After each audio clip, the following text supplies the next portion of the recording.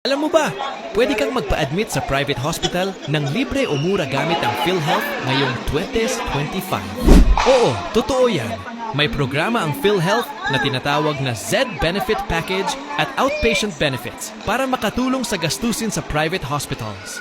Ano ang Z-Benefit Package? Coverage para sa major illnesses tulad ng cancer, heart surgery, dialysis, at stroke treatment.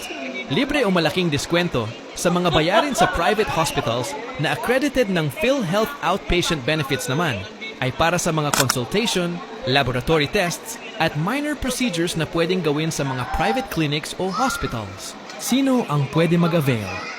Registered at updated PhilHealth members. Lalo na ang mga low-income at mahihirap na pamilya.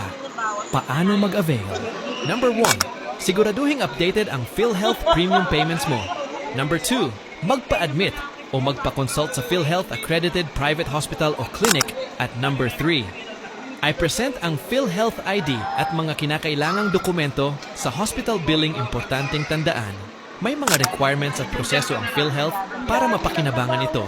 Kaya laging magtanong sa PhilHealth office o hospital social services. I share mo ito